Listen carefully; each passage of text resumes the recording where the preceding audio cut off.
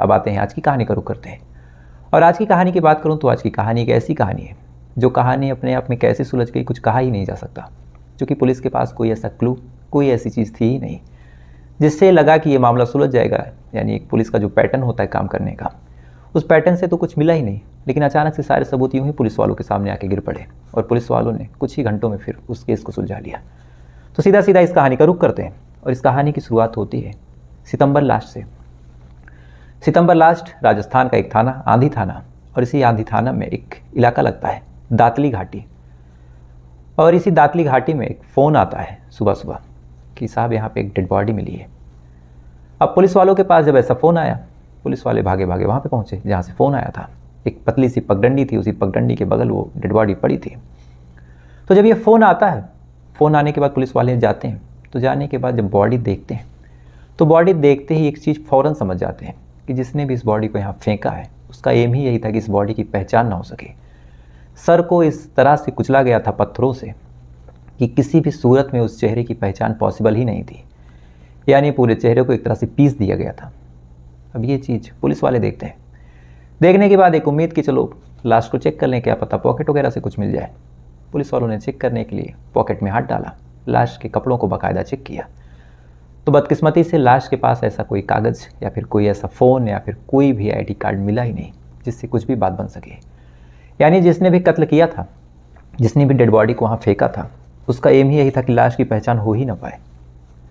अब ये चीज़ जैसे पुलिस वाले देखते हैं तो देखने के बाद फ़ौरन लग गया कि ये मामला तो बड़ा है। बहरहाल बॉडी को कब्जे में लेते हैं, पोस्टमार्टम के लिए भेजते हैं। अब पोस्टमार्टम के लिए इधर डेड बॉडी भेजते हैं, साथ ही आस पास के इलाकों में इत्तला कर देते हैं कि कोई ऐसा शख्स गायब हो, किसी का कोई नहीं मिल रहा हो, कोई ऐसी मिसिंग कंप्लेन तो आए और कम से कम एक बार शिनाख्त करे। साथ ही कपड़ों का जो डिस्क्रिप्शन था कि शर्ट कैसा है, पैंट कैसा है, ये तमाम चीज़ें जब आसपास के इलाकों में भेजा तो पुलिस वालों को लगा कि शायद कोई आएगा। लेकिन इत्तेफाक देखिए कि 12 घंटे से ज़्यादा का वक्त गुजर गया, कोई भी ऐसा शख्स, कोई भी ऐसा परिवार आया ही नहीं जिससे कुछ कहा जा सके या फिर जो आए और बॉडी क्लेम करे। अब ये चीज़ हुई तो पुलिस वाले फिर परेशान, अब क्या करें। फिर उन्होंने आसपास के थानों में इत्तला करना शुरू किया कि फला एंगल से फला तरीके की एक डेड बॉडी मिली है, इस जगह पे मिली है, ऐसे ऐसे कपड़े पहने हैं, तो अगर कोई हो जिसकी पहचान की ये डेड बॉडी हो तो आए और बताए। अब आसपास के थानों में भी इत्तला कर लिया गया, आसपास के थानों से भी कोई ऐसी मिसिंग कंप्लेन नहीं मिली।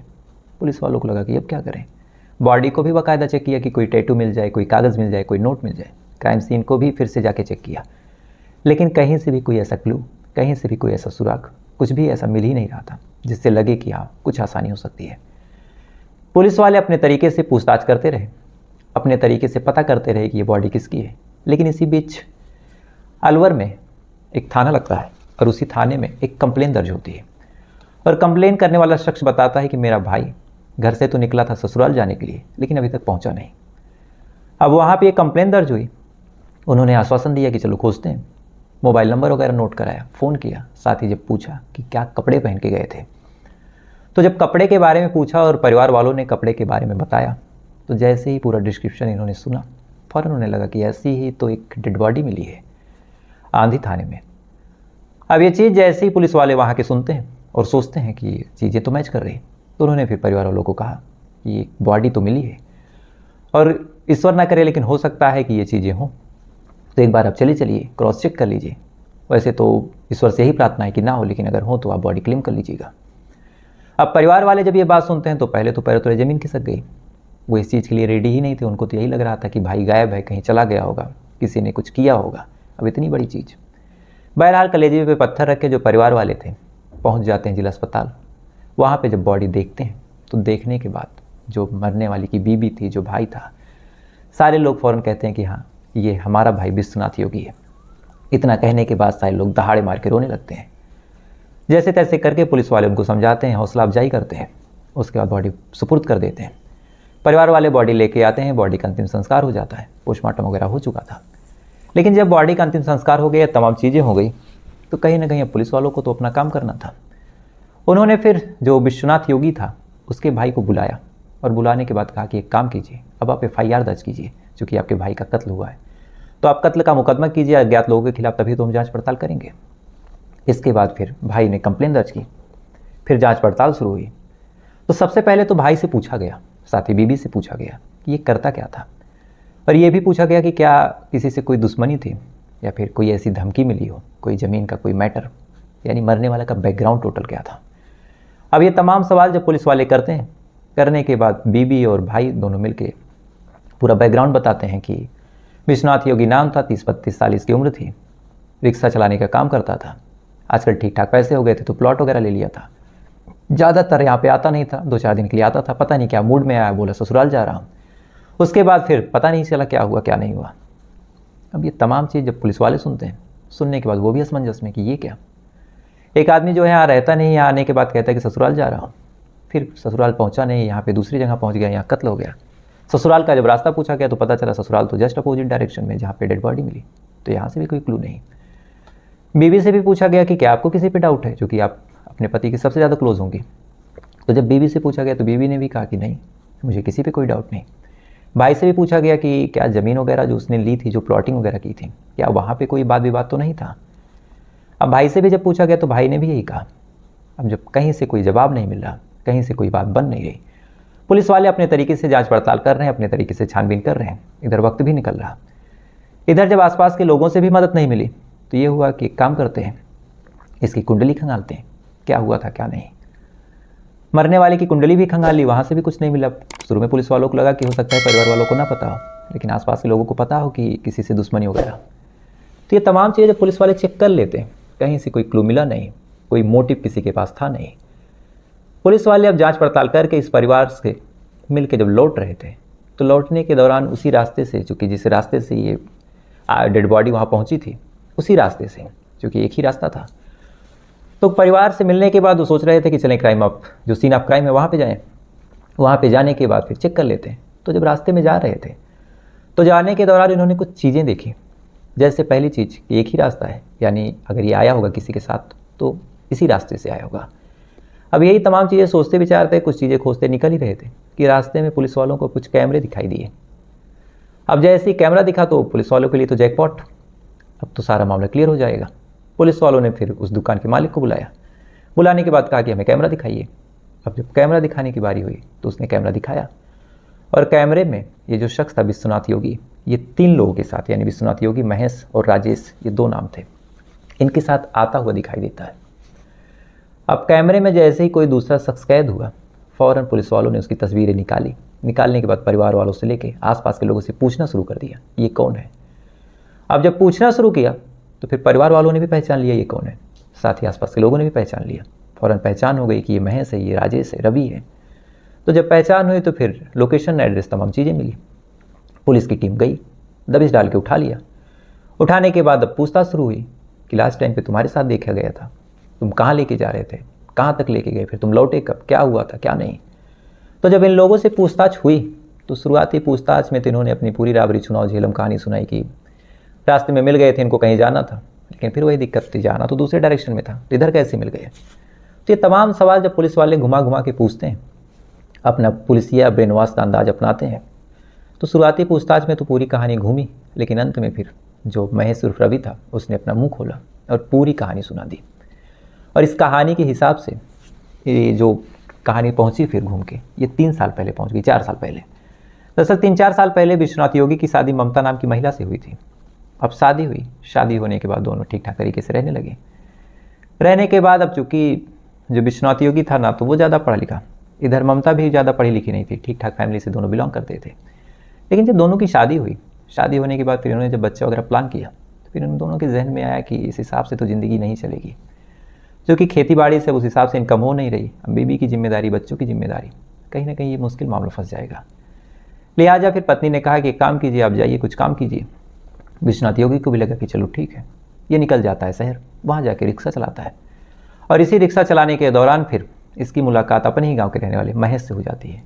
अब आमतौर पे ऐसा होता है कि आप किसी गांव के हैं या फिर किसी शहर के बाहर तो अपने प्रदेश के लोगों से भी दोस्ती ज़्यादा कर लेता है। तो चूँकि दोनों एक ही गांव के, तो फिर दोनों ने एक साथ काम करने का फैसला किया। दोनों के बीच नज़दीकियाँ बढ़ी, दोनों दोस्त हो गए। अब महेश और विश्वनाथ योगी जब दोस्त हो गए तो दोस्त होने के बाद फिर एक दूसरे के घर पर आना जाना शुरू हुआ। अब आना जाना शुरू हुआ तो अक्सर ऐसा होता कि जो योगी था वो बाहर रहता, तो बाहर से कुछ सामान वगैरह भेजना होता तो इसी के हाथ से भेज देता। तो अक्सर ये आता, ममता से मिलता और इसी मेल जोल के दौरान फिर दोनों के बीच नज़दीकियाँ भी बढ़ गई। अब दोनों भी धीरे धीरे एक दूसरे के करीब आने लगे। अब करीब आए, दोनों के बीच नज़दीकियाँ बढ़ी, सारी चीज़ ठीक, पति परदेश में, कोई रोक टोक नहीं। लेकिन कहते हैं ना कि इश्क हो या मुश्क हो, छुपाए छुपता नहीं। तो फिर धीरे धीरे दोनों की जो नज़दीकियाँ थी, दोनों का जो प्यार था, कहीं ना कहीं जब हद से ज़्यादा बढ़ गया तो फिर कुछ लोगों ने नोटिस किया कि लगातार ये जो महेश है ये ममता के घर पे, विश्वनाथ योगी के घर पे पड़ा रहता है। तो इसी में से किसी ने फिर विश्वनाथ योगी को इत्तला कर दिया और बताया कि तुम्हारी पीठ पीछे तमाम चीज़ें चल रही। अब ये चीज़ जब विश्वनाथ योगी सुनता है, सुनने के बाद वो तो बदहवास कि उसके पीठ पीछे उसकी बीवी ने इस कदर धोखा दिया, तो अब क्या करे। तो शुरुआत में तो इग्नोर किया, फिर अपनी बीवी को समझाया बुझाया, लेकिन जब हद हो गई, नहीं माना, तो फिर ये चला आता है घर, अपनी बीवी को काफ़ी डांटता फटकारता है और कहता है कि अब तुमको अपने साथ लेके जाऊँगा। अब ये चीज़ जैसी बीवी सुनती है, सुनने के बाद फिर अपने आशिक महेश से बताती है कि अब ऐसे ऐसे बात है, और अगर ये लेके चला गया, मोबाइल छीन लेगा, तो फिर बात नहीं हो पाएगी। तो बात नहीं होगी तो फिर दोनों रहेंगे कैसे, एक दूसरे के बिना जी भी नहीं पा रहे थे। तो फिर इन्होंने एक प्लान किया और कहा कि काम करते हैं, अब इसको ही रास्ते से हटा देते हैं। अगर ये रहेगा तो फिर यूँ ही दिक्कतें करता रहेगा, आज नहीं कल फिर पकड़ेगा, फिर बात होगी। तो एक काम करें, इसको रास्ते से हटा दें। रास्ते से हटाने के बाद फिर हम दोनों आराम से रहेंगे, कोई दिक्कत नहीं, कोई टेंशन नहीं। लेकिन रास्ते से हटाने के बाद ऐसा भी करना था कि पकड़े ना जाएँ, क्योंकि पकड़े गए तो फिर दोनों अलग हो जाएंगे, फिर कोई प्लान का मतलब नहीं। तब जाके इन्होंने पूरी साजिश रची और पूरा प्लान बनाया।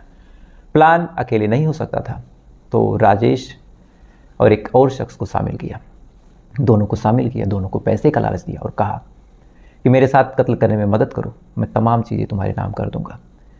अब दोनों भी लालच में आ जाते हैं, शामिल हो जाते हैं। पूरा प्लान, पूरा जाल बिछ चुका था, अब शिकार के आने का तैयार। अब शिकार भी संजोग से आता है। आने के बाद कहता है कि आज मैं अपने ससुराल जाऊंगा, अपने सास ससुर से मिला नहीं हूँ बहुत दिन से, बूढ़े हैं, उनकी याद आ रही। बीवी से कहता है कि तुम भी चलो, तो बीवी मना कर देती, कहती कि नहीं, मेरी तबीयत नहीं ठीक, मेरा मन भी नहीं है, तुम चले जाओ। प्लान यही था। अब इधर ही अपने घर से ससुराल के लिए निकला। इधर ममता ने फ़ौरन अपने आशिक को इत्तला कर दिया कि ये निकल चुका है। अब आशिक अपने दो दोस्तों के साथ रास्ते में इसको मिल जाता है। मिलने के बाद इससे कहता है कि यार मैंने सुना तुम भैंस खोज रहे हो। अब ये सुनता है, कहता हाँ खोज तो रहा हूँ। फिर कहता है कि यार एक दोस्त है मेरा, अगर तुम चलो तो कुछ भैंसें हैं उसके पास और बड़े सस्ते दामों में बेच रहा है, उसको कुछ पैसे की ज़रूरत है, तो क्यों कोई बाहरी ले, तुम ही ले लो। अब ये बात जैसे ही सुनता है, सुनने के बाद फ़ौरन खुश, कहता है कि चलो। उसके बाद ये दोनों और बाकी दो लोग और उसको लेके निकलते हैं। निकलने के बाद इसी आंधी थाने में, उसी दांतली धारी के पास जब पहुंचते हैं, अब कहता है कि भैंस दिखाओ। तो इससे पहले ही को कुछ समझ पाता, ये सारे लोग उसके ऊपर अटैक करते हैं, गला दबा के उसका कत्ल करने लगते हैं। थोड़ी देर तक वो तड़पता है, जूझता है और अंत में फिर मर जाता है। मरने के बाद फिर ये था कि बॉडी ऐसे करने की पहचान न हो, तो सबसे पहले तो पत्थरों से उसके चेहरे को, उसके सर को बुरी तरह से कुचल दिया। कुचलने के बाद पूरे शरीर को, बॉडी को चेक किया कि कोई कागज़ वगैरह तो नहीं। तो उसके पास मोबाइल था, आधार कार्ड था, बाकी और चीज़ें थी। उन तमाम चीज़ों को ये लोग निकालते हैं। निकालने के बाद वहाँ से 9-11 हो जाते हैं और लाश वहीं पड़ी रहती है। बाद में कुछ लोग देखते हैं और पुलिस को इत्तला करते हैं। तो इस कहानी में कायदे से अगर कहें तो ना कोई सबूत था, ना कोई गवाह था, लेकिन कड़ी दर कड़ी पुलिस वाले आगे बढ़ते रहे, अपने आप ही शोर साथ देते रहे और सारी चीज़ें जोड़ने के बाद यूँ ही केस सुलझ गया। तो अपने आप में बड़ी अजीब कहानी थी। पुलिस वालों ने फिलहाल चार्जशीट वगैरह अभी नहीं बनाई है, अभी फिर से रिमांड मांगी है पुलिस की कि 14 दिन और पड़ताल करनी है, आगे देखते हैं क्या होता है। लेकिन सोचने वाली बात है कि एक आदमी अगर किसी के साथ रह रहा, किसी के साथ शादी हुई है, तो शादी होने के बावजूद भी आप अपनी बीवी को आज के टाइम में रोक नहीं सकते। पत्नी पति को नहीं रोक सकती, दोनों ही चीज़ों में एकदम सेम है। आप रोकोगे तो पता नहीं आपका कहाँ कत्ल हो जाए। और ये चीज़ें कहीं ना कहीं सोशल मीडिया और ऐसे ऐसे लोग जो ग्लोरीफाई करते हैं प्यार मोहब्बत को, एक्स्ट्रा मैरिटल अफेयर को, ये उसी चीज़ों का नतीजा है। तो फिलहाल ये थी पूरी कहानी। अब आपसे कल फिर मुलाकात होगी किसी दूसरी कहानी के साथ। तब तक अच्छे रहिएगा, खुश रहिएगा, अपना ख्याल रखिएगा, अपने देश का ख्याल रखिएगा। जय हिंद।